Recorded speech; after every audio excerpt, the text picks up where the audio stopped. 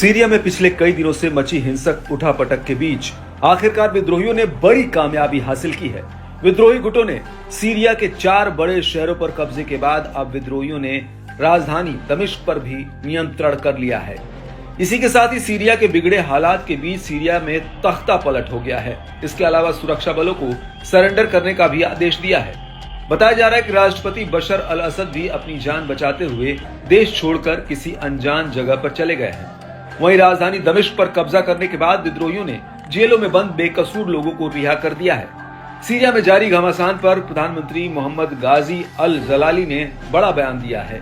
उन्होंने कहा कि मैं अपने घर में हूं और मैंने इसे छोड़ा नहीं है, क्योंकि मैं अपने देश से प्रेम करता हूं। वो हर सुबह की तरह अपना काम करने के लिए अपने पीएम ऑफिस जाएंगे।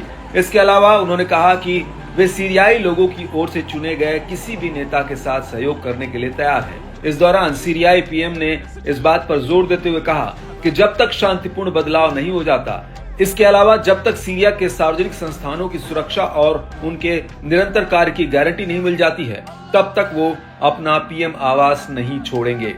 हालांकि उन्होंने कहा कि वो सत्ता हस्तांतरण प्रक्रिया शुरू करने के लिए भी तैयार हैं। वहीं विद्रोही गुट का नेतृत्व कर रहे एसटीएस के नेता अबू मोहम्मद अल जोलानी का राजधानी दमिश्क फतह करने के बाद बयान सामने आया है, जिसमें उन्होंने कहा कि आज सीरिया में एक नए युग की शुरुआत हो रही है। साथ ही अपने लड़ाकों को निर्देश दिया कि वो दमिश्क में सार्वजनिक संस्थानों के पास जाने से बचे, जो फिलहाल पूर्व प्रधानमंत्री की निगरानी में रहेंगे जब तक कि उन्हें आधिकारिक रूप से सौंप नहीं दिया जाता।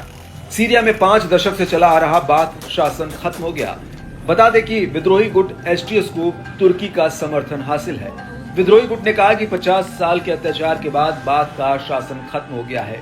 इन सालों में बड़ी संख्या में लोगों को अपना देश छोड़कर जाना पड़ा।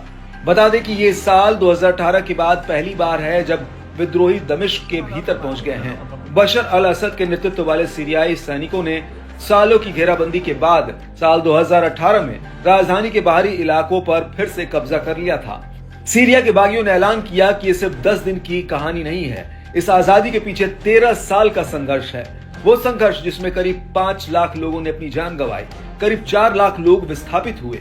जानकारी के मुताबिक सीरियाई टीवी स्टेशन पर भी विद्रोहियों ने कब्जा कर लिया और टीवी स्टेशन के अंदर घुस गए हैं। ऐसे में पूरी दुनिया की नजर अब इस पर टिक गई है कि सीरिया में नई सरकार कैसे और किस तरह बनेगी। विद्रोही गुटों ने राजधानी पर कब्जा तो जमा लिया, मगर सरकारी कामकाज को किस लिहाज से बांटा जाएगा।